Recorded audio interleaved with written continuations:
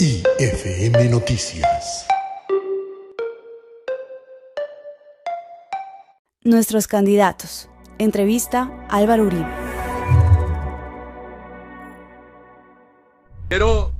Quiero saludar a todas las personas que nos siguen en las redes.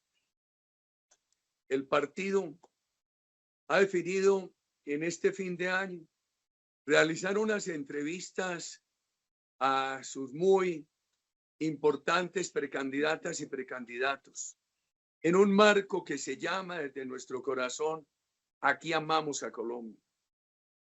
En este momento me corresponde entrevistar a la senadora Paloma Valencia, una de las personas más estudiosas del país. Senadora, usted es una persona que escribe muy bien, que habla muy bien. Eso tiene raíces en los Valencia, en los La Serna, en la universidad. En esa parte de comunicaciones, ¿qué le contribuyeron los Valencia, los La Serna y qué la universidad? Bueno, primero un saludo muy especial para usted. Me siento muy honrada de poder tener esta conversación y un saludo también a todos los que nos están acompañando en estas redes. Pues yo diría que aprender a escribir y a leer es una de las capacidades tal vez más importantes que uno tiene y uno no la consolida sino hasta mucho más adelante en la vida, porque uno cree que leer bien es simplemente leer. Y cuando estudié filosofía, yo ahí me di cuenta pues que uno no sabía leer bien, porque los textos tienen una pluralidad de posibilidades y solamente en la medida en que uno va consolidando un texto como un todo, se va dando cuenta de lo que el texto significa. Y por supuesto yo creo que en eso influyó mucho pues toda la familia. Primero porque desde muy temprano estuve en contacto con la literatura, tanto mi mamá como mi papá nos instaban a aprendernos las poesías del maestro Valencia y de otros poetas colombianos e internacionales, y uno aprende ahí una cantidad de vocabulario. Y yo creo que yo llegué a la filosofía también por un reflejo de la familia La Serna. Mi abuelo, pues, además de haber sido matemático y físico, fue también filósofo, hizo su doctorado en Kant en Alemania. Y todo eso, pues yo creo que estar cerca del lenguaje, aprender a usarlo, entender la potencia que tiene, no solamente cuando se habla, sino cuando se escribe, y lo importante que es saber leer bien leído, que es distinto a simplemente leer. De manera que yo creo que todo confluyó, Pre. Senadora, pensando en lo que iba a preguntarme, en mi mente circundaba esta reflexión. Cuando tu abuelo Mario La Serna fundó la Universidad de los Andes, que además él era un hombre que estudiaba todos los temas, seguramente por las posibilidades del mundo, el estudio era muy difícil. Hoy hay más posibilidades, pero es más exigente. ¿Cómo ves tú tu capacidad de estudiar todos los temas en el día a día, en la Colombia que estamos, en el mundo que estamos, con toda la oferta de fuentes de conocimiento y el esfuerzo, por ejemplo, que tenía que hacer Mario La Serna para descollar en esas disciplinas? Yo creo que hoy tenemos una paradoja que ha sido muy grande. Yo digo que estamos en un mundo, nos ha tocado vivir un planeta donde muchas de las cosas que creímos como ciertas, pues han ido cambiando. Y tal vez la más significativa era que creíamos que a mayor información íbamos a tener como mejor educación, mejor democracia. Y resulta que llegamos a la paradoja de que hoy estamos ante una abundancia de información, pero la gente no sabe de la calidad de la información. Estamos en un mundo donde las verdades se volvieron muy complejas y donde esas tecnologías que tenía la sociedad como para llegar a acuerdos se han ido perdiendo. Entonces yo creo que hay unos retos que son distintos, porque digamos que en los tiempos donde mi abuelo estudió, era muy claro como que era la verdad y un poco cuáles eran las interpretaciones posibles. Y a nosotros nos ha tocado un mundo donde cada quien se puede casi que inventar los hechos y eso hace muy difícil la naturaleza del debate. Y le pongo un ejemplo que lo pienso mucho, y es el discurso del presidente Petro a propósito de que las EPS se robaban la plata de la salud. Entonces él decía, es que mire, los terceros son intermediarios, se quedan con la plata y quiebran a los hospitales. Si eso hubiera sido cierto, una vez el gobierno entra a intervenir las EPS, tomemos el ejemplo o de la nueva EPS, pues lo que debió suceder es que efectivamente pagaban más a tiempo, los ciudadanos eran mejor atendidos y los precios de la salud bajaban. Y estamos viendo todo lo contrario. En la intervención se han disparado las tutelas, se han disparado las quejas, se han disparado las deudas. ¿Esta es una falla de información o un sesgo ideológico? Claro, pero fíjese, presidente, que lo interesante es que usted saca los datos que vienen del propio gobierno porque son los interventores y la gente dice, es que yo no le creo a Paloma. Y ahí yo pienso que estamos frente a un reto muy grande como sociedad y es cómo logramos distinguir los hechos de las interpretaciones y cómo logramos volver a establecer que los hechos son pues realidades sobre las que todos tenemos que trabajar, porque de lo contrario avanzar en las discusiones se vuelve muy difícil. Y yo he encontrado eso tal vez como la mayor dificultad que estamos enfrentando los políticos hoy. Mario Lacerna hoy estaría en qué corriente del pensamiento de Colombia. Él estaría con nosotros. Él estaba en la bancada del M19 porque lo invitaron, pero apoyó mucho la creación de la Ley 100.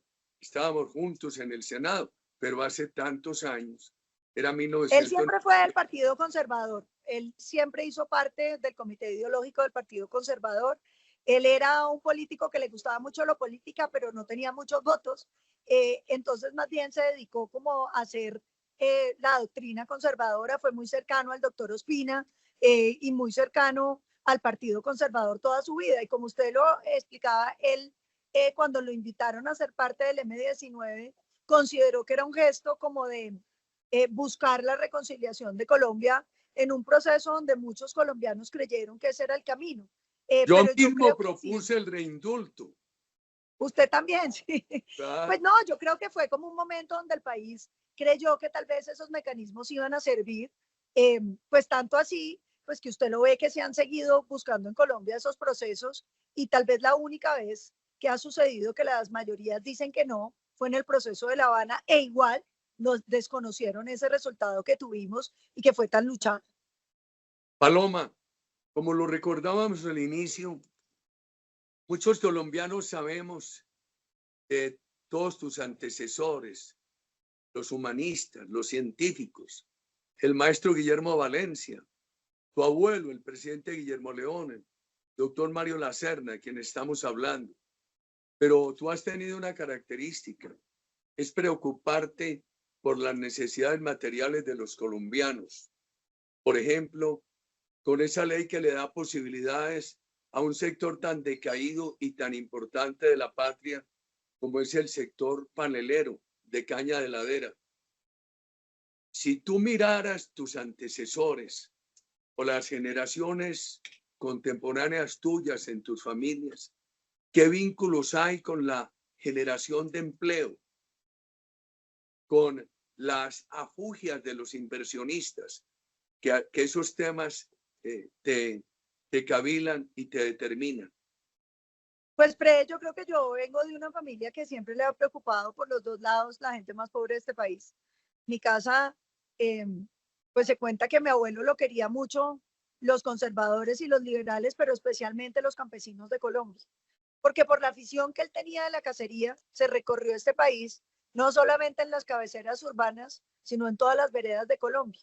Y contaban cómo se quedaba a dormir en las casas campesinas, de los amigos conservadores y liberales que lo invitaban, y él conoció de primera mano pues todas las dificultades que tenía ese campesinado.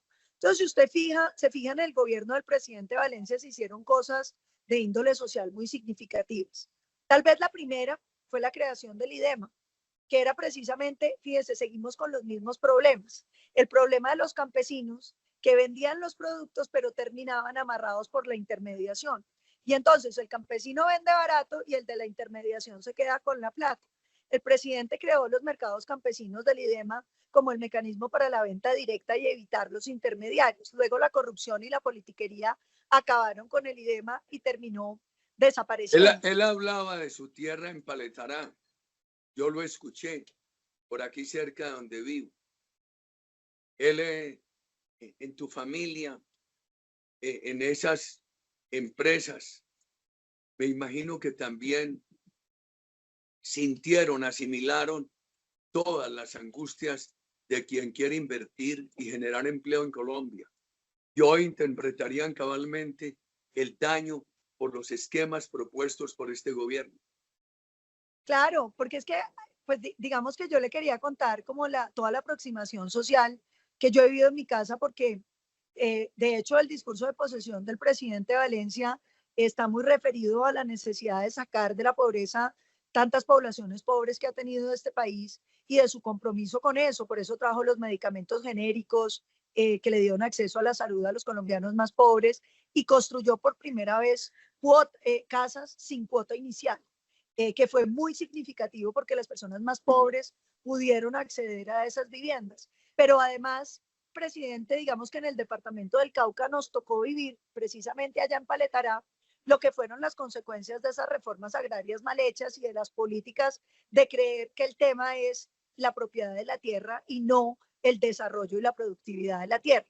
Entonces, yo me devuelvo a lo que pasó en el Cauca. En el Cauca vinieron los procesos de invasión aupados mucho por esas guerrillas, con un lema que fue tremendo, que era que la viuda vendía más barato, mataron mucha gente, todo el que no quería vender lo mataban, y entonces efectivamente las viudas vendieron más baratos, las tierras del Cauca se compraron por el INCORA con bonos pagaderos a 5 años, con una inflación del 20% anual, es decir, el último año usted ya no estaba recibiendo nada, y vendían esas fincas, que hay que recordar, el Cauca era el primer departamento de producción de leche y el tercero de carnes en ese momento en todo Colombia, y pasamos Con a unas compartir tierras frías para munas, las más fértiles del mundo. Claro, y dijeron que con eso se acababa el problema social. Y resulta que no solamente se agravó el problema social, sino que la pobreza se hizo dueña del departamento, lo que llevó a la gente a migrar a los cultivos ilícitos y vino la violencia que ha venido destruyendo cualquier posibilidad de desarrollo. Pudiera decirle aquí a los colombianos que hay un sector de la política que vive enconchado.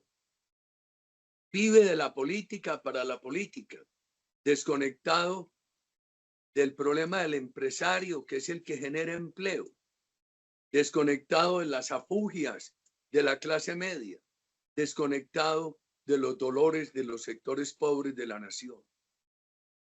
¿Qué te ha ayudado a estar conectada, a brincar el cerco de la política? Sí. Y a ir al espacio donde está el empresario, al espacio donde está la clase media, al espacio donde están los sectores populares? Y creo una cosa, en el discurrir de mi vida pública, cuando empezaba mi vida pública, yo veía una política más conectada con las necesidades de los colombianos. Tal vez un problema del exceso de profesionalización de la política que raya con la corrupción es la desconexión. ¿Qué te ha ayudado a tener esa conexión? Pues aprender de usted a estar recorriendo el país, a estar en contacto con la ciudadanía. Yo he hecho un ejercicio de la política desde que usted me invitó a esta lista de recorrer este país. Yo me he recorrido muchos municipios, me he recorrido varios departamentos muy completos y he gastado tiempo hablando con la ciudadanía. Y de ahí han surgido todas las iniciativas que hemos tenido. Y le pongo ejemplos. Un día estábamos en Cajamarca, en el Tolima, haciendo un recorrido con presidentes de Junta de Acción Comunal y alguna ciudadanía de veredas. Y entonces me contó uno de los campesinos, pues que él no tenía Sisbén. Y no tenía Sisbén porque, claro, le salía el puntaje muy alto porque él era dueño de una tierrita y entonces por eso ya no tenía Sisbén ni tenía ni subsidio al adulto mayor, ni tenía posibilidades de la salud subsidiada. Entonces desde ahí empezamos a trabajar el proyecto de Quiero a los Cafeteros, donde lo que queríamos, además de declarar el café como bebida nacional, era precisamente lograr unas donaciones que nos permitieran consolidar unos recursos para poder financiar algún tipo de subsidio para los cafeteros pobres de este país que quedan completamente excluidos del sistema. Y un día en un viaje que hicimos por Boyacá, viene uno de los paneleros y me cuenta pues todas las afugias que estaba teniendo a propósito de la venta de la panela, lo que era la molienda, el trabajo, el esfuerzo, el calor para salir a vender unas panelas que muchas veces, presidente, están por debajo de los costos de producción. Entonces ahí empezamos a pensar, bueno, ¿y qué hacemos? Eso te con esta inspiró la ley de ciudadanía? la panela. Claro, y ahí, digamos, hablando con otra gente y de todo, pues se me ocurrió la idea de los rones artesanales que consultado con la familia Pichotto, que son los de Domecq Colombia, pues nos dieron toda la orientación de lo que había que hacer y era replicar el mercado de los mezcales Podemos que hablar tiene de México.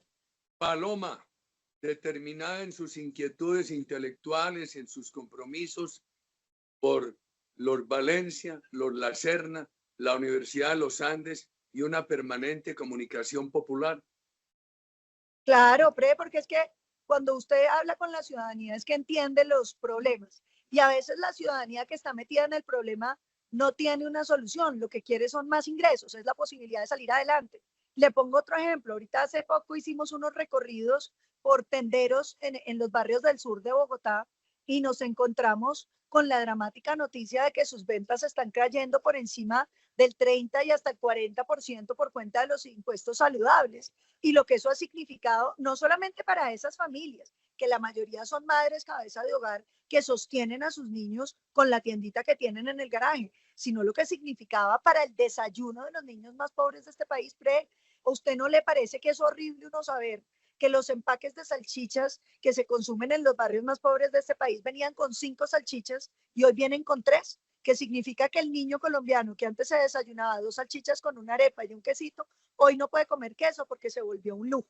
Y no puede comerse la arepa porque le subieron los impuestos. Y el papá termina comprando un paquetico de salchichas que ya no son 5 sino 3 porque el gobierno tenía la voracidad de ponerle impuestos saludables a los colombianos. Senadora, necesitamos que en estos 50 minutos podamos oírte en muchos temas. Tengo muchas inquietudes. Vamos llevándolas y para reservar unos minutos para el final de lo que quieras agregar, procuremos, yo voy a procurar que llevarte, que nos ayudes a que los colombianos que siguen estas redes puedan escucharte en todos esos temas. Tú eres un ejemplo de rectitud. Cuando mi generación estaba joven, teníamos un respeto reverencial por la política y en nuestras familias, por la transparencia que irradiaban los directores de la política nacional. Fue entrando la corrupción, se ha generalizado. Hoy hay un grupo de colombianos que se beneficia de la corrupción, se acomoda y otro que se resigna, la ve inderrotable. En el evento de ser tú presidente de Colombia, para tramitar las leyes, ¿qué harías a fin de no tener los votos de un Congreso a través de la mermelada corrupta, de los puestos irracionales? ¿Cómo lograrías una gobernabilidad popular derivada de la respetabilidad del pueblo por el mandatario? Pues yo creo que una de las cosas que uno ha aprendido hoy es que si bien no todos los congresistas son de opinión, a todos les importa la opinión. Entonces, cuando uno ha logrado construir suficientes consensos sociales sobre las cosas y las determinaciones que el país necesita, es muchísimo más fácil lograr el apoyo de los políticos. Y yo le digo una cosa, yo aquí sin mermelada, porque yo no tengo nada que ofrecerle a ningún congresista, ni lo haría, he logrado sacar adelante las iniciativas, porque me gasto el tiempo de explicarle a los congresistas de qué se trata, porque me gasto el tiempo de conversar con ellos sobre el impacto que va a tener sobre colombianos que necesitan esas respuestas. Y he logrado sacar todos mis proyectos, todos votados por unanimidad, incluyendo los sectores de izquierda con quienes tengo permanente debate. Y yo creo que cuando las cosas son buenas, la gente es susceptible de convencerse. Eso es y cuando la persuasión al interior del Congreso.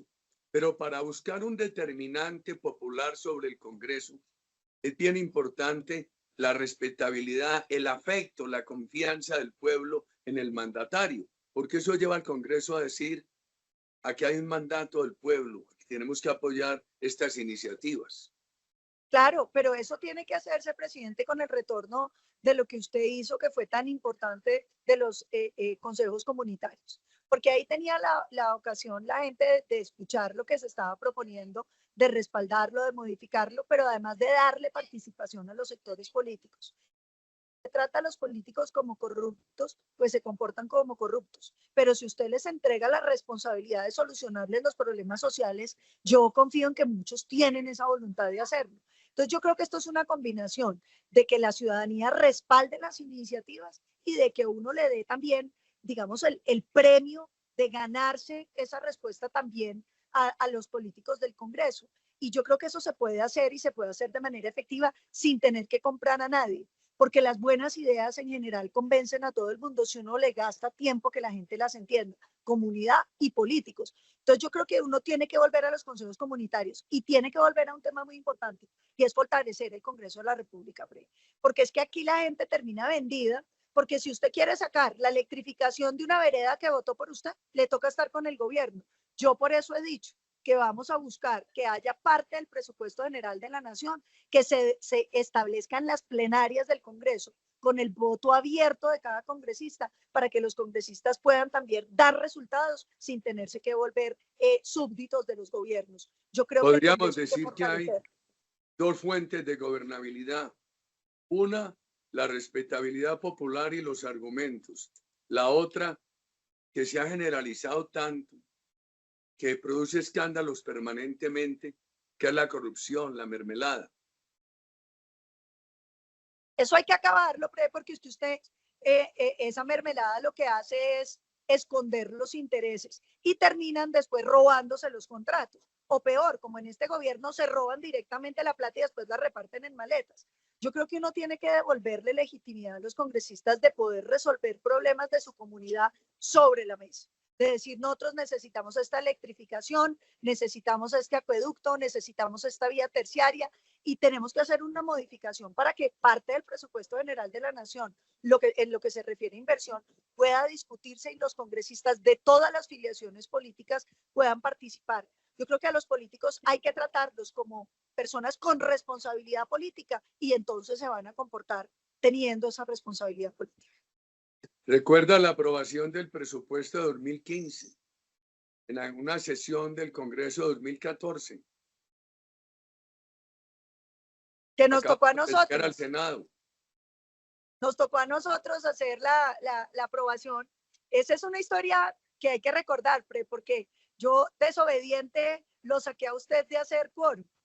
Y entonces vino el ministro Cárdenas a pedirle a usted que volviera a hacer el quórum para que se aprobara ese presupuesto. Y usted le puso una condición, y era que él contara qué era lo que estaba pidiendo cada congresista y pudiéramos tener claridad de qué era lo que cada congresista estaba pidiendo. Y él se comprometió con usted y al día siguiente, cuando ya estaba votado el presupuesto, salió a decir que no había ningún compromiso. Yo creo que esto mucho más a mí me duele hacerlo.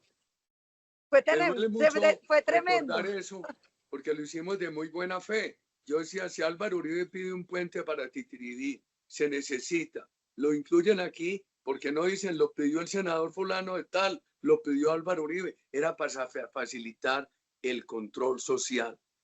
Paloma, claro, ¿qué es lo que necesitamos? Uno necesita ponerle más control social al Congreso, porque es que hoy si usted le pregunta a un colombiano 10 nombres de congresistas, lo pone en dificultades. Si le pregunta 5, los dice. Y si le pregunta 20, muy difícilmente se los van a dar. Hay que, por eso, reducir el Congreso y ponerle la luz en la cara a cada congresista para que los colombianos le hagan control a los congresistas. Un congresista que sabe que lo están mirando sobre cómo va a votar, vota respondiendo a las necesidades de los colombianos y no a su interés particular. En el año 26 es muy posible que Colombia tenga un déficit entre el 5 y el 6, un endeudamiento muy alto,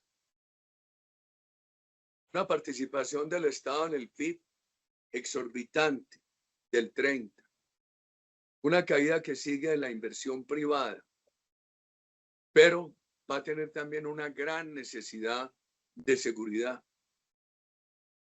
¿Cómo se le ayudaría a las Fuerzas Armadas?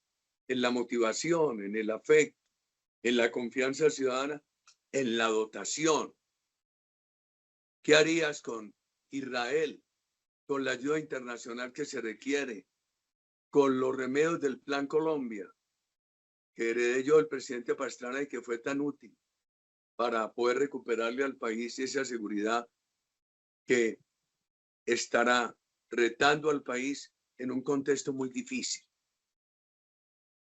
Yo creo que la seguridad tiene tres principios, presidente, que son mi interpretación o mi reinterpretación de su seguridad democrática. La primera, reducir los ingresos ilícitos. Aquí hay que dar una batalla dura contra los cultivos ilícitos, no solamente los cultivos, sino la extinción de dominio, caerle a la plata de los ilegales. Hay que hacer un restablecimiento del principio de legalidad que implica trabajar de la mano de la rama judicial, haciendo unas reformas para que podamos procesar de manera oportuna y llevar a la cárcel. Hay que hacer cárceles por concesión y productivas que le permitan a este país tenerlos presos y tenerlos en condiciones dignas, pero no sostenerlos, que ellos mismos se sostengan.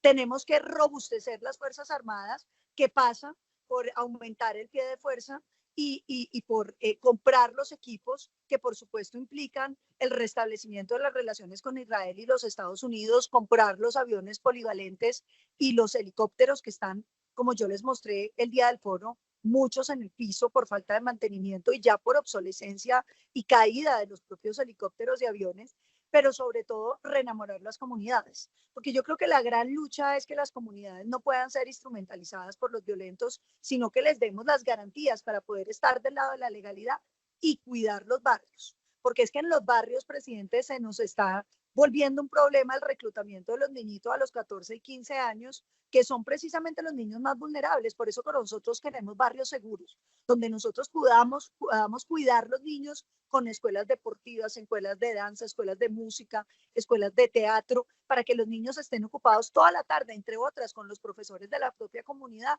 que los puedan cuidar. Y eso pasa por buscar los recursos. Nosotros lo que hemos pensado primero es que hay que hacer una reducción drástica del gasto de funcionamiento del Estado.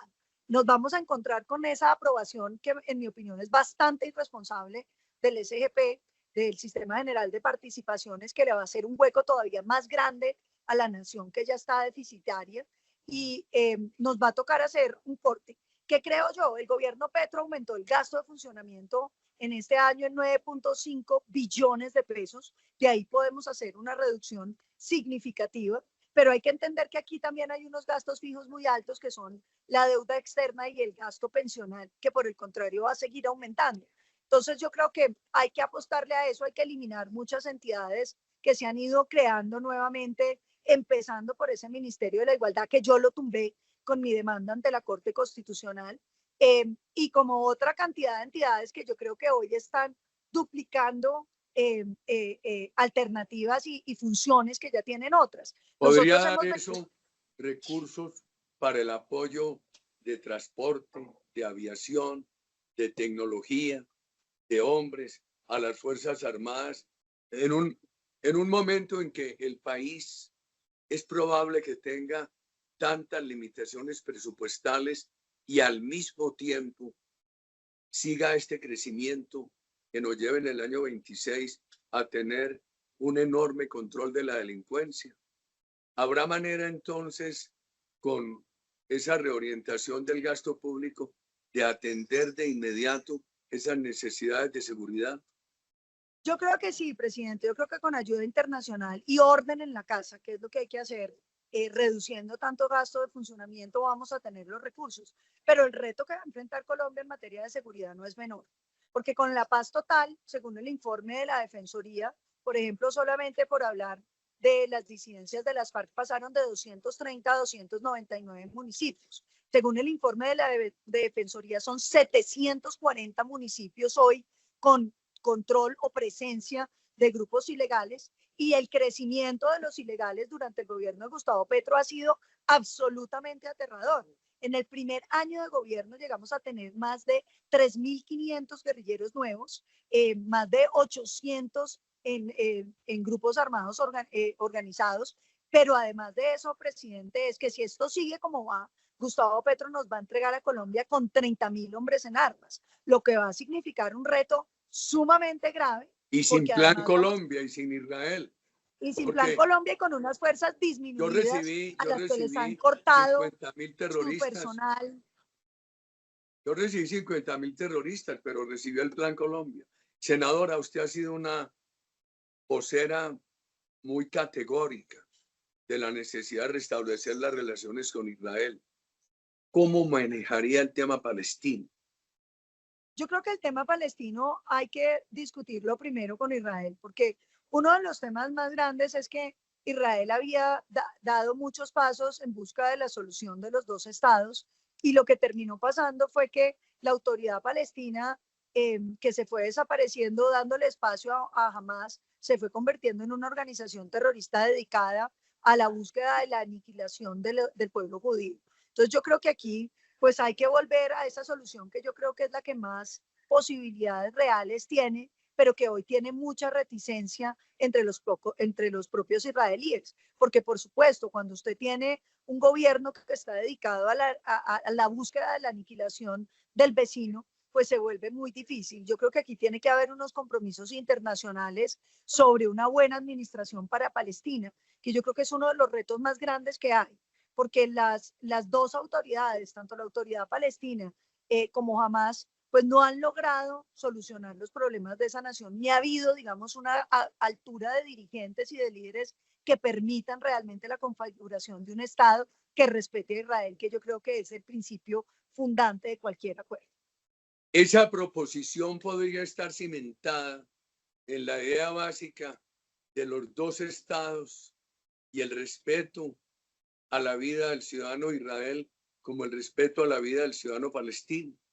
Claro, de eso es a lo que se tiene que llegar. Lo que pasa es que yo creo que el mundo echó reversa en lo que se había logrado avanzar con respecto a la solución de los dos estados. Eso hay que volverlo a construir porque yo creo que esa es la salida. Pero dos estados con la condición de que se acepta la coexistencia de los dos estados y se desiste del uso del terrorismo contra los estados. Yo creo que eso es lo que es fundamental porque a mí me da mucha pena de toda esta guerra, pues el dolor que se ha vivido en ambos pueblos, pero sobre todo la reversa que se echa en una solución que estaba ya prácticamente cristalizada. A usted la honra defender como senadora, como patriota, como madre de familia, que a Colombia no le sigan relajando la legislación antidroga. Ustedes han votado para evitar en buena hora la legalización de el consumo recreativo. Al mundo hay que explicarle y a los jóvenes que este país no tiene una legislación troglodita. Este país tiene una legislación muy equilibrada. Aquí no se mete a la cárcel al consumidor. Lo único es la prevención y la rehabilitación que poco se ha hecho. No se mete a la cárcel al campesino productor. Desde los años 60, Colombia tiene autorización para el uso científico y medicinal de la droga. Pero nos ha venido ocurriendo lo siguiente: una gran presión para legalizar también el consumo recreativo, un problema interno de microtráfico, de crecimiento del consumo y una caja de universitarios, rectores, profesores de todas las tendencias ideológicas del impacto en un creciente número de estudiantes depresivos y con tentaciones, con tentativas de suicidio. ¿Usted cómo ve ese tema? Pues lo primero es que yo creo que hay que sincerar el debate. Aquí no estamos hablando del consumo recreativo porque ese está permitido. En Colombia usted puede consumir. Nadie lo mete a la cárcel porque usted consuma drogas. No está criminalizado, pero está Exacto. ilegalizado. Pero lo que está ilegal es la venta. Entonces lo que nos están proponiendo cuando hablan del consumo recreativo es la regularización del comercio de drogas. Y entonces yo creo que cuando uno sincera el debate, entiende cuáles son los problemas que hay. Y es que lo primero que hay que decirle a los colombianos es que no se pueden confundir. El hecho de que usted legalice unos mercados no significa que los mercados ilegales desaparezcan. Y le voy a poner un ejemplo muy sencillo como el del oro. Cuando usted mira el oro, usted encuentra oro legal, sacado legalmente de minas legales, y oro ilegal. oro que mueven los grupos ilegales, sacado ilegalmente de ríos de Colombia y con daños ambientales, con todo. Pero a la hora de poder ustedes el oro ilegal y cuál es el ilegal, usted no puede distinguir. ¿Por qué? Porque el Estado no puede saber cuál oro es bueno y cuál oro es malo, salvo que usted lo coja en el momento en que lo están sacando. Terminaríamos en una situación igual si regularizáramos el consumo, porque simplemente los grupos ilegales, usted tiene el mercado del Estado o de los legales, que tiene este precio, pues los ilegales lo ponen un poquito por debajo y entonces lo venden y lo venden a sectores que, por ejemplo, usted se lo prohíbe. Si usted dice menores de edad, no, ellos van y se enfocan en menores de edad. Si usted dice, le va a poner un precio bien alto para que la gente no consuma, ellos ponen un precio bien bajo para que la gente consuma. Entonces usted todo eso que usted está describiendo tiene un ejemplo clarísimo en Uruguay. Las farmacias legales y la proliferación del mercado ilegal, etc. Exacto. Una pregunta, y todos los estudios muestran que no se acaban los mercados ilegales. Lo que sí le pasa a usted y cuando se usted estanca el comercio, consumo en la marihuana. Es apenas un escalón. Pero además lo que a usted le pasa es que deja de poder controlar de manera efectiva el acceso, sobre todo a menores de edad, porque usted lo controla muy bien en los mercados legales, pero los mercados ilegales se le vuelven casi imposibles de controlar. ¿Por qué? Porque si yo encuentro a alguien vendiendo droga, lo primero que me va a decir es, no, es que es mi dosis personal, la acabo de comprar en el mercado legal y usted no tiene cómo distinguirla. Y lo que sí se ha mostrado en todos los estudios es que no es cierto que legalizar desaparezca los mercados ilegales, pero sí aumenta la disposición de la droga.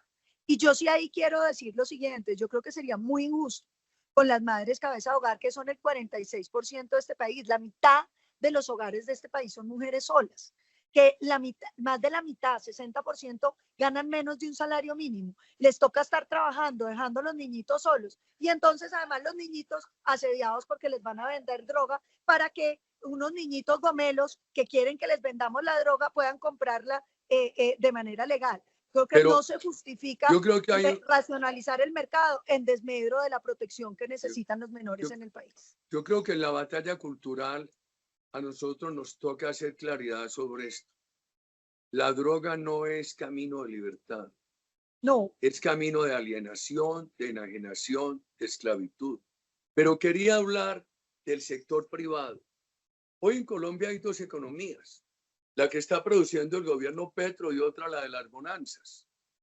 En el momento que preparábamos estas preguntas, aparece que la inversión acá iba al 17%, la consolidada, y la del sector privado cae.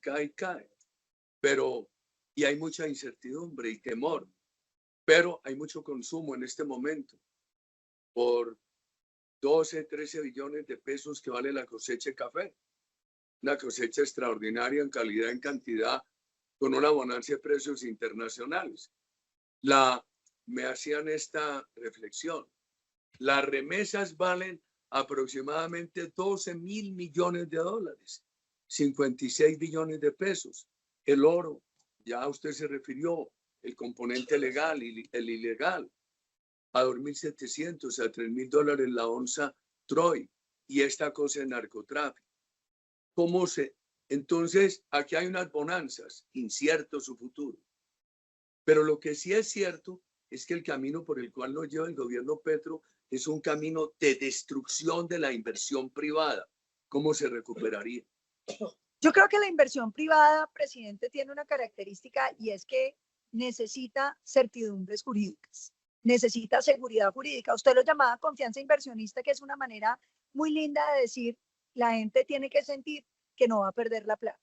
Y para eso los contratos de estabilidad jurídica que usted hizo fueron fundamentales. Hay que ver el uso que les está dando Milei hoy con lo que ha logrado revivir toda la inversión petrolera en la Argentina. Y usted decía una cosa que yo tomé nota, que me parece muy importante, es que esto no lo podemos restringir a las inversiones grandes, sino a todas las inversiones. Y eso va a ser definitivo para que haya confianza. Creo que lo primero que tenemos que tener es un plan de reactivación para los colombianos, un plan de retorno de los capitales que se han ido, un plan que quite impuestos, que incentive las inversiones, que baje los impuestos para las inversiones, como lo hizo durante su gobierno. Y luego uno le cobra los impuestos ya cuando las inversiones están produciendo renta. Yo creo que esa política nos puede dar lugar a que podamos recuperar mucha de la inversión nacional y extranjera. Pero yo creo que hay un tema que es fundamental, presidente, y es la política industrial que necesita este país. Aquí han satanizado todo lo que se ha tratado de hacer.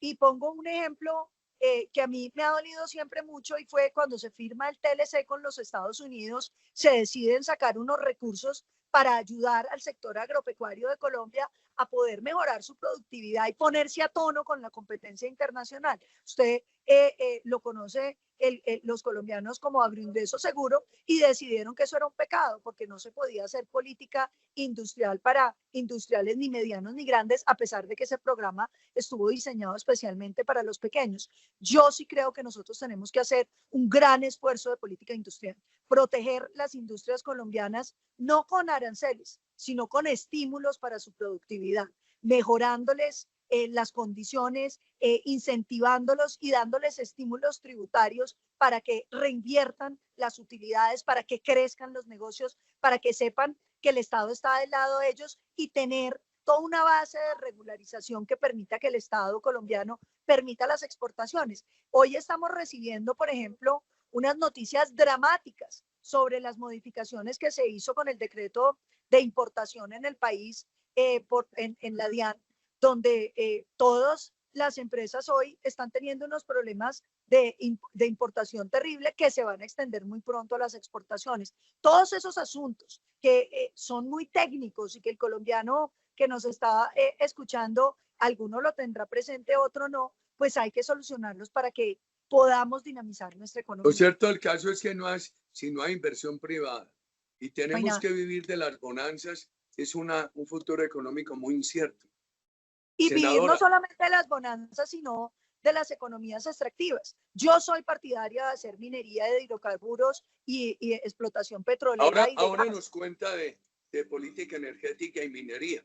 Pero le quería decir, pero yo creo que el país tiene que ponerse a pensar en cuáles son los sectores que quiere sacar adelante. Usted hizo un ejercicio que yo creo que el país olvidó y que hay que recuperar, que era Colombia 2020, que era la posibilidad de pensar a Colombia en el largo plazo. Uno tiene que ponerse metas, escoger los sectores estratégicos y determinar el esfuerzo del Estado hacia allá. Le pongo un ejemplo. Usted mira hoy el catálogo de cualificaciones, es decir, en qué están educándose los colombianos. Lo compare con la matriz productiva del país o con la matriz futura de producción que quisiéramos tener y nada empata. Y si a eso usted le suma el desorden de la investigación, que nada está ayudando a nuestro sector productivo, usted entiende que aquí hay una oportunidad de alinear la calificación de las personas con la investigación que está financiando el Estado, con los sectores productivos que queremos que salgan adelante para que podamos generar un impulso decisivo en algunos sectores de la economía. Y en esa calificación aparecen los jóvenes con una cifras muy preocupantes. Horrible, los niños. América Latina y el Caribe, 32 años de edad promedio. Desempleo juvenil en promedio del 22-24. Colombia, 27% de ninis. El segundo en la OCDE, según la OCDE, después de Turquía. Eso es gravísimo. ¿Qué reformas impulsarías en la educación para que los muchachos puedan ir acumulando articuladamente conocimientos técnicos, llegar desde la base, módulo por módulo, hasta las más altas esferas del conocimiento, poder trabajar a tiempo y tener recursos de emprendimiento que el Estado los provea, bien sea con fondeo directo a entidades especializadas o con un fondo de garantías? El problema de los jóvenes, educación, empleo, emprendimiento. Mire, lo primero que hay que decir es que uno de los grandes problemas que tiene este país es que todas las inequidades de la sociedad colombiana se cristalizan en la educación. Un colombiano con recursos puede tener la mejor educación comparable con los países desarrollados del mundo, pero un colombiano, entre más pobre sea, peor calidad de la educación tiene. Y esa regresión, que es absolutamente pavorosa, habla de que aquí estamos hablando de un país que tiene muchas inequidades, pero que la principal, la que la consolida, es la educación. Entonces nosotros tenemos que hacer una reforma educativa estructural, que en mi opinión empieza por permitir que el ciudadano, sobre todo los más pobres, los vulnerables, tengan el derecho a elegir entre los colegios privados y los públicos. Y no estoy hablando de los colegios más costosos, sino buenos colegios que, por ejemplo, con 500.000 pesos mensuales, que es lo mismo que hoy estamos pagando por un mal, pueden garantizar la formación de su hijo de manera diferenciada.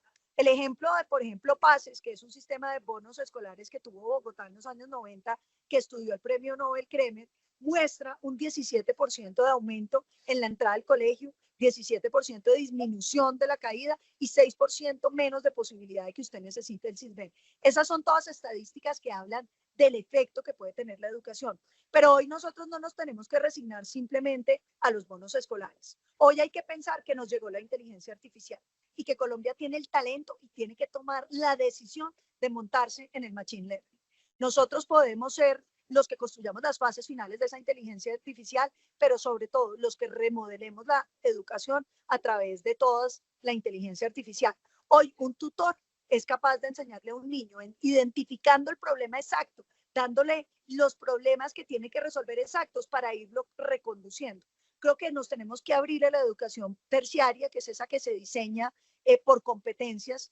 Por ejemplo, presidente, uno ver las cosas que se están haciendo en Medellín en materia de software, en materia de inteligencia artificial, de videojuegos, son una esperanza para este país. Y yo creo que ese es el camino que Colombia tiene que emprender.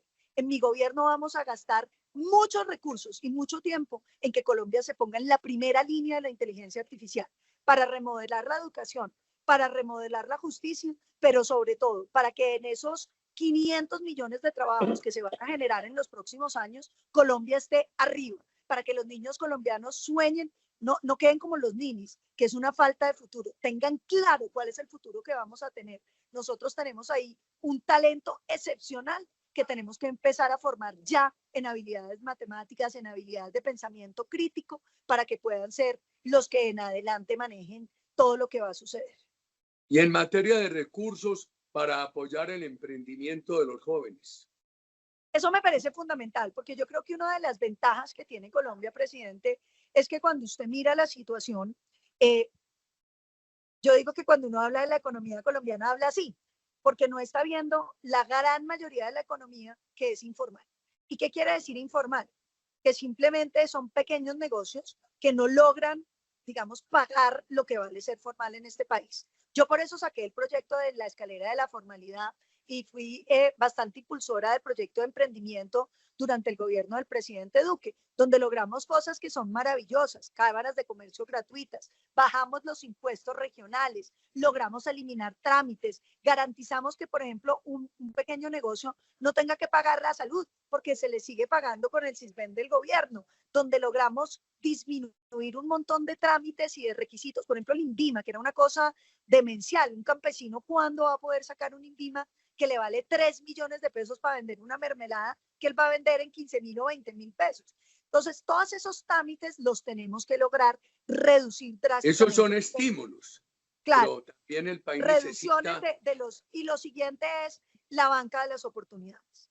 Yo creo que hay que entender que el sector cooperativo de Colombia ha ido creciendo de una manera gigantesca.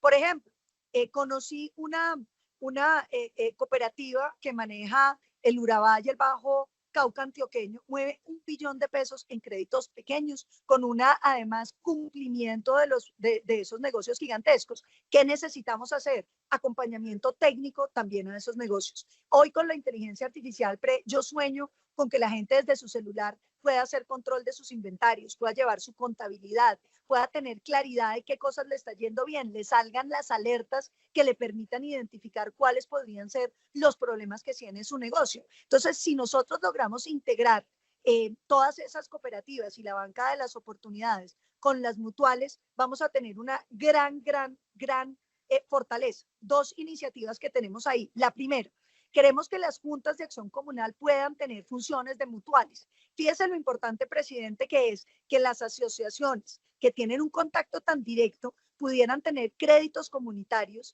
que van a permitir que nosotros irriguemos de manera barata esa plata que necesitan esas comunidades. Y lo segundo, nosotros sí queremos que podamos hacer del crédito agropecuario, como también lo podemos hacer en las cooperativas, que puedan las cooperativas con reconocida solvencia tomar los créditos directamente de los bancos de segundo piso del Estado. Y le pongo un ejemplo: Polanta toma el crédito en Finagro, se lo entregamos barato con la condición de que no es para Colanta, sino para sus asociados. Pueden costar costos de administración de ese crédito y lo van a llegar a todos los pequeños asociados, donde vamos a poder tener una irrigación que no tiene pérdida porque están teniendo una relación comercial que le permite a la empresa captar nuevamente los recursos, pero podemos promocionar el mejoramiento genético, la tecnificación de los ordeños, el refrigeramiento de la leche, y esto en todos los sectores. Imagínense lo que podríamos hacer con las cooperativas de taxis, con las cooperativas de transportadores. Creo que ahí hay una oportunidad gigantesca para hacer un mejoramiento de bajo costo para que el ciudadano sienta inmediatamente los arreglos. Nos ha dejado muy claro su idea de la reducción del Estado burocrático, que hay que demolerlo. Para que no nos excedamos mucho de los 50 minutos, senadora, ¿qué haría usted ante la situación del país que está puede estar en la víspera de un racionamiento del suministro de energía, pero además de una crisis de largo plazo de oferta energética? Pues, Fred, yo creo que aquí tenemos que ponernos las pilas, porque esa es la otra revolución que nos ha tocado vivir. Así como nos va a tocar la revolución de la inteligencia artificial, nos está tocando la revolución de las energías. Y ahí Colombia tiene una oportunidad gigantesca, porque nosotros podemos volvernos proveedores de energía en el mundo. Yo lo pienso sobre mi departamento del Cauca. Nosotros nos caben por lo menos 3 grandes hidroeléctricas, la del Micay, la del Patía, y algunas otras que podrían ser definitivas para que este país pueda empezar a montarse en lo que va a pasar. Los protocolos de Kioto y de París, que ya van a entrar en funcionamiento con los compromisos de las naciones civilizadas y desarrolladas de la reducción de sus emisiones, los ponen ya a tener que buscar energías limpias para poder transformarse. Entonces va a haber una gran demanda de energías limpias, no solamente para nuestro consumo, sino para el consumo del mundo. Muy importante el tema hidroeléctrico, porque la ideología lo ha querido anular. Y usted trae esa posibilidad para el departamento del Cauca. Claro, pero no para que solamente produzcamos energía hidráulica, sino fíjese, nosotros podemos producir hidrógeno verde con esa energía. ¿Qué es el hidrógeno verde? Para contárselo al ciudadano que nos está viendo. Usted le hace la electrólisis al agua y libera el hidrógeno. Cuando la energía que usted utiliza para hacer esa electrólisis es limpia, se llama hidrógeno verde, y los hidrógenos azules, que son la siguiente generación. ¿Qué pasa? Ese hidrógeno después se junta con otras cosas y podemos sacar el amoníaco, que dicen que va a ser el combustible del 70% del transporte marítimo del mundo para el 2040. Entonces, si Colombia hoy se aplica a hacerlo, podemos llegar a ser los proveedores de mucho del combustible de los barcos del mundo. Pero imagínese, presidente, que nosotros nos estamos quedando por el tema gravísimo ideológico del gobierno, que prohibió pues la exploración y todas las demás cosas que tienen que ver con hidrocarburos. Pero además nos estamos quedando por un tema que no hemos sido capaces de resolver, que son las consultas previas, que se han vuelto una barrera insuperable para cualquier proyecto. Yo creo que nosotros tenemos que buscar formas asociativas. Usted sabe que yo propuse en el gobierno Duque, que funcionó bien, que fue el adelanto de las regalías, para que los proyectos, por ejemplo, petroleros, pudieran llegar a las comunidades y paralelamente a que se hacía el proyecto, la gente viera los beneficios que le traía a la comunidad, la escuela, la carretera, las cosas paralelamente, no que hubiera que esperar a que se estuvieran produciendo las regalías para que la gente viera los resultados. Yo hoy creo que tenemos que buscar formas asociativas con los municipios. Yo me imagino, por ejemplo, en la hidroeléctrica del río Patía, que no va a inundar el valle del río Patía, sino la parte de atrás, asociaciones con los municipios. No solamente el 6% del pago que uno tiene que hacer, sino realmente hacer socios los municipios, sin capacidad de decisión, manejados por los privados, pero que les entre año a año plata para que la gente sienta que efectivamente ese proyecto lo benefició. Amapola, tu compañera, ella va a tener que decir: llegué al uso de razón de la mano de mi madre, acompañándola a hacer política. Tu marido, el científico, Pues yo me siento muy feliz con mi familia. Pues Amapola la ha visto crecer el Centro Democrático. Usted sabe que gracias a su impulso yo tomé la decisión de hacer esa precandidatura, pues que no fue precandidatura, sino un recorrido acompañando al partido con Amapola. Enorme esfuerzo, pero que me mostró pues que yo siendo mamá podía seguir haciendo el ejercicio político y hacerlo adecuadamente. Ella ha sido una gran compañera, una gran aliada y ha tenido gran paciencia en entender las ocupaciones de su mamá, que a veces ella quisiera más tiempo del que dispongo, pero ahí tratamos de equilibrar. Y mi marido ha sido muy generoso también en tener la paciencia y en cubrirme en todos los viajes y en todas las ausencias con ella. Amapola yo creo que ha crecido muy bien educada, muy estimulada, porque su papá también ha estado muy pendiente de ella. Nosotros antes también vivíamos con mi papá, pues que falleció exactamente, ya va a ser un año, y nos dejó pues un enorme hueco, pero yo sí me siento muy afortunada y muy bendecida por Dios, por una familia que me ha apoyado tanto y de la que me puedo sentir todos los días, no solamente orgullosa, sino tranquila de que sé que mis prioridades las entienden y que ellos como yo comparten el deseo de una Colombia más grande y más justa. Un buen recuerdo y una frustración del Congreso. Pues, presidente, yo le diría la frustración no haber logrado las salas especiales dedicadas al juzgamiento de todos los militares en Colombia. Yo creo que esa fue yo también siento esa frustración.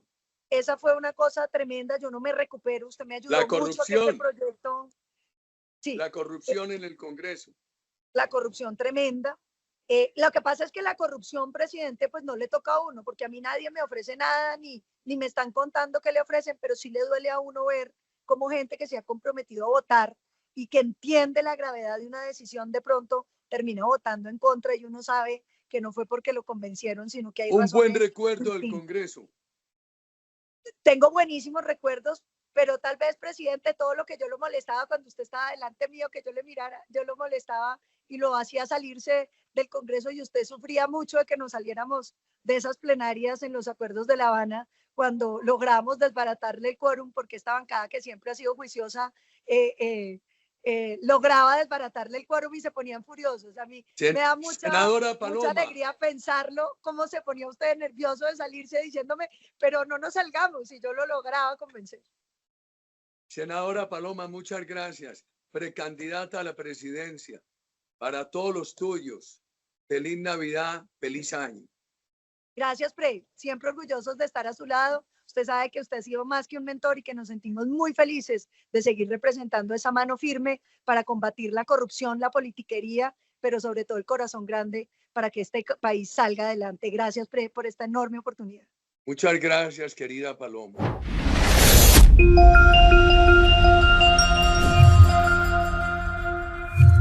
Aquí amamos a Colombia. IFM Noticias.